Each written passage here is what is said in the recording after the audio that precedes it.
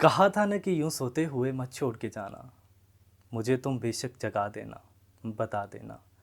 तुम्हें रास्ता बदलना है, मेरी हद से निकलना है। वाह। तुम्हें किस बात का डर था, मैं तुम्हें जाने नहीं देता, कहीं पे कैद कर लेता।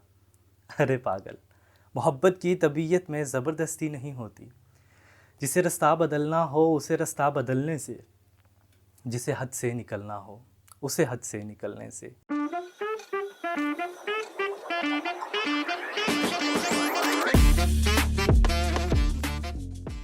अस्सलाम वालेकुम, मैं हूं आपका होस्ट ख्वाजा तैमूर जमाल और आप सबको गपशप की नई एपिसोड में खुशामदीद कहता हूं। आवाज़ का तल्लुक़ इंसान के साथ काफ़ी पुराना है और अल्फाज इंसान के किरदार को ज़ाहिर करते हैं। यही अल्फाज इंसान को जीना भी सिखाते हैं और जीते जी मार भी देते हैं।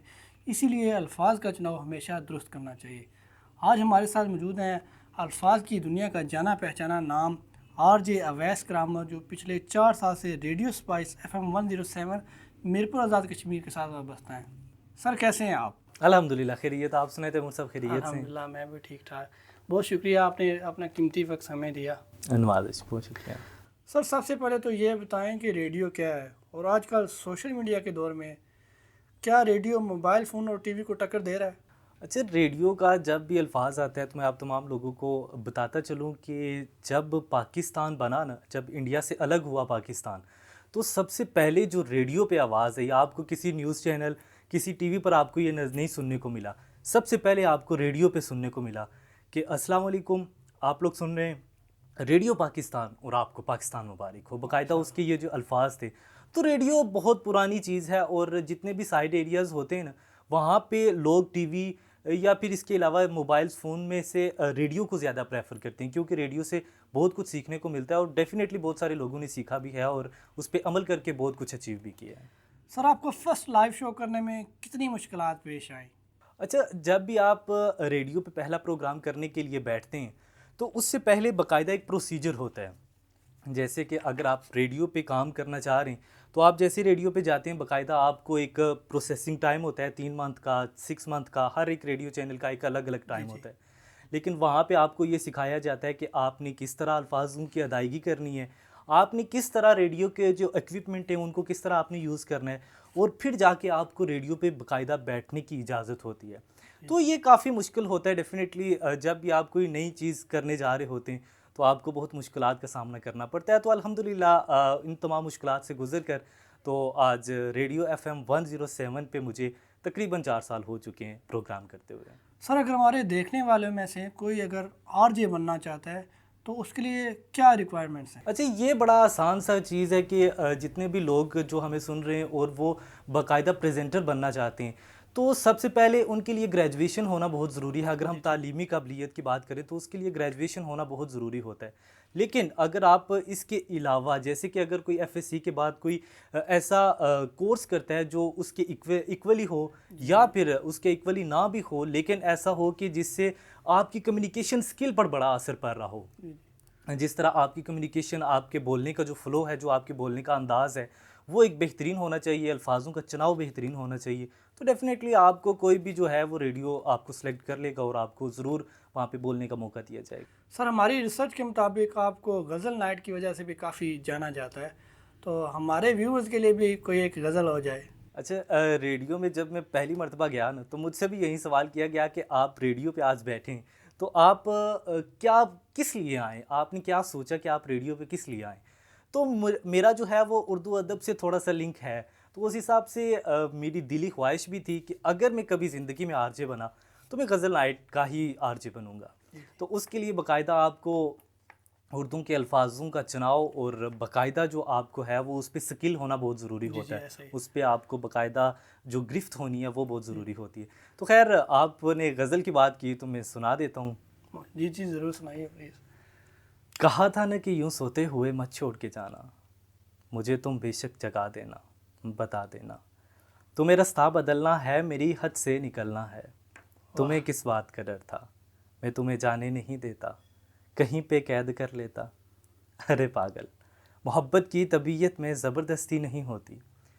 जिसे रास्ता बदलना हो उसे रास्ता बदलने से, जिसे हद से निकलना हो उसे हद से निकलने से। ना कोई रोक पाया है, ना कोई रोक पाएगा।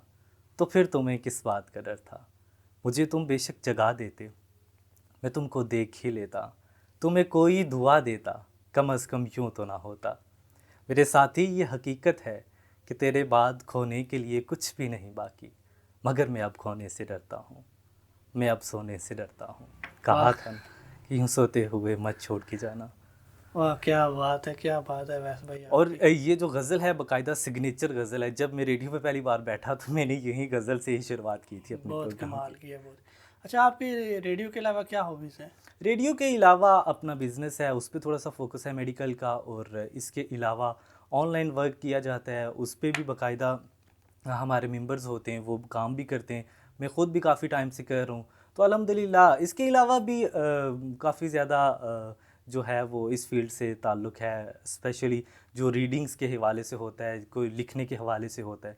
तो इन चीज़ों पे अच्छा, हमारे काफ़ी सारे जो व्यूअर्स हैं तालीम याफ्ता होकर भी बेरोज़गार बैठे हैं, हुँ।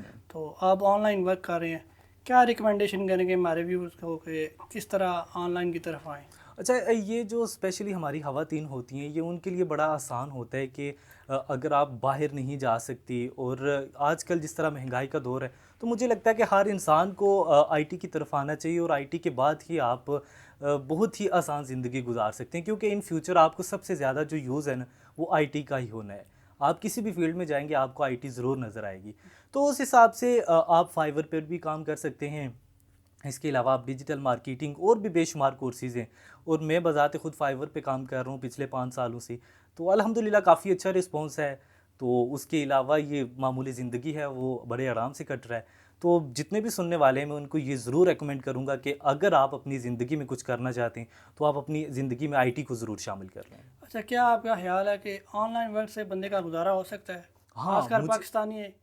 मुझे लगता है कि जो लोग फ़ोकस करते हैं ना, 2 चीज़ें होती हैं। एक होता है कि हम फुल टाइम किसी एक काम को दे रहे हैं। एक होता है कि आप किसी को पार्ट टाइम के लिए यूज़ कर रहे जी, हैं। जी।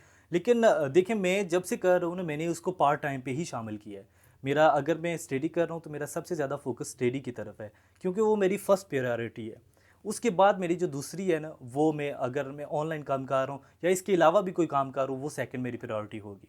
तो ये चीज़ है कि अगर आप पाकिस्तान में रह के कोई और काम भी कर रहे हैं, साथ आप एक्स्ट्रा ये काम भी कर रहे हैं, तो मेरे ख़्याल में बहुत ही बेहतरीन ज़िंदगी गुज़र सकती है। अच्छा, हमारे बहुत सारे व्यूअर हैं जो ऑनलाइन वर्क स्टार्ट करते हैं लेकिन कुछ ही देर में छोड़ देते हैं, तो आपको कितना टाइम लगा फर्स्ट इनकम आने में? अच्छा, ये बड़ा अच्छा सवाल है, और अक्सर इस तरह होता है। हम मेरे भी जानने वाले अक्सर लोग इसी तरह करते हैं कि जब वो किसी भी चीज़ की आईडी बनाते हैं, जैसे अगर फाइवर पे वो काम कर रहे हैं, वो गिग्स अपलोड करते हैं, और उसके तकरीबन 2 माह, 4 माह, 6 माह, 1 साल भी लग जाता है कहीं। तो ये चीज़ है कि जो लोग 1-2 महीने पे सोच रहे होते हैं, हाँ जी बस आज हमने गिग अपलोड कर दी और कल से हमें ऑर्डर मिल जाएँगे, तो ऐसा बिल्कुल भी नहीं होना। जी। वो कोई भी फ़ील्ड हो आपके लिए, उसको वक़्त की ज़रूरत होती है, उसके लिए स्ट्रगल की ज़रूरत होती है। तो ये चीज़ कि आप जितना वक़्त उसको देंगे, वो उतना ही ज़्यादा आपको आउटपुट देगा। तो जब भी आप पहले ऑर्डर की या पहली इनकम की बात करते हैं, तो मैं अगर अपनी बात करूँ तो पहले 6 महीने मुझे कोई काम नहीं आया। जी, लेकिन उसके बहुत। बाद जब आया, तो आहिस्ता-आहिस्ता बढ़ता गया, और आज आपको बेहतर अंदाज़ा होगा कि मैं किस तरह से स्ट्रगल कर रहा हूँ। बिल्कुल ऐसा ही है। अच्छा, ये इनकम जो है वो सीधा बैंक अकाउंट में आती है या आपका कोई इसके अलावा कोई अकाउंट होता है? हाँ, आपको ना मुख्तलिफ़ अकाउंट से गुज़रना पड़ता है। अगर आप फाइवर यूज़ कर रहे हैं, तो फाइवर से आपको सबसे पहले पायोनियर अकाउंट पे ट्रांसफ़र करने होंगे, जी, जी। और पायोनियर से आप बैंक में ट्रांसफ़र करते हैं। तो ये प्रोसीजर थोड़ा-सा है कि मुश्किलात तो आ सकती हैं, लेकिन ऐसी कोई बात नहीं है। अगर आप करना चाह रहे हैं, बड़ा आसान सा है कि अगर आप फाइवर पे कर रहे हैं, फाइवर से आपने पायोनियर पे ट्रांसफ़र करना है, और पायोनियर से आप अपने बैंक अकाउंट में ईज़ी पैसा, जैज़ कैश में भी आप ट्रांसफ़र करवा सकते हैं। अच्छा, हमारे मुल्क में जो ऑनलाइन वर्क कर रहे हैं उसके लिए हमारी हुकूमत ने कुछ सहूलतें दी है या अपनी मदद आप भी तय सब लोग कर रहे हैं? सबसे मेन चीज़ कि आप किसी भी जगह पे हुकूमत या किसी दूसरे इंसान को आर्ग्यू नहीं कर सकते। जी, जी। जब आप किसी एक जगह पे बैठे हुए ना, अगर मैं कोई काम कर रहा हूँ ना, मेरी सारा फ़ोकस मेरी ज़ात पे होना चाहिए कि मैं अगर उसके साथ लॉयल हूँ, मैं उसके साथ बड़ी ईमानदारी के साथ काम कर रहा हूँ, तो डेफ़िनेटली अल्लाह ताला की ज़ात भी यही फ़रमाती है कि अगर आप किसी के साथ सच्चे दिल से काम कर रहे हैं, आप बड़ी मेहनत और लगन के साथ काम कर रहे हैं, तो वो उसका आउटपुट आपको ज़रूर मिलेगा। तो हुकूमत पाकिस्तान अगर करे तो बहुत अच्छा है, अगर नहीं भी करती तो मेरे ख़्याल में इंसान को खुद इतना कॉन्फिडेंट होना चाहिए कि अगर वो ज़िंदगी के किसी मकाम पर जाके कोई काम करना चाह रहे हैं, जी, तो जी। वो ज़रूर कर सकते हैं। अच्छा, प्रोग्राम के आखिर में कोई एक ख़ास मैसेज हो हमारे व्यूअर्स को आप देना चाहें? जितने भी लोग मुझे सुन रहे हैं मैं उन तमाम से यही कहना चाहूँगा कि अगर आप ज़िंदगी में कामयाब होना चाहते हैं तो आप वो काम करें जो आप खुद कर रहे हैं। अक्सर औक़ात इस तरह होता है कि जब हम किसी को कोई बात, कोई नसीहत कर रहे होते हैं ना, तो हम उस पे खुद अमल कर नहीं नहीं कर रहे होते। लेकिन अगर आप उस पे खुद अमल कर रहे हैं, आप वो बात दूसरों को समझा रहे हैं, तब वो बात आपकी ज़्यादा असर करेगी। जैसे अगर आपने ऑनलाइन का भी पूछा, आपने मुझसे रेडियो का भी पूछा, मैं ये खुद कर रहा हूँ और मुझे पता है कि मैं इन चीज़ों को किस तरह लेकर चलूँगा। तो अगर आप वो काम खुद कर रहे हैं, तो जब आप खुद करते हैं तो वो बात ज़्यादा असर रखती है। तो मैं तमाम लोगों से यही कहना चाहता हूँ कि अगर आप किसी भी इंसान को कोई नसीहत करते हैं ना, उससे पहले आप खुद उस पर अमल करें, फिर आप दूसरों को नसीहत करें। बहुत शुक्रिया अवैस भाई, आपने अपना कीमती वक्त समय दिया। बहुत शुक्रिया आपका। जी व्यूअर्स, अगर आपको आज का प्रोग्राम अच्छा लगा तो हमारी वीडियो को लाइक करें और शेयर लाजमी कीजिएगा। अल्लाह हाफिज़।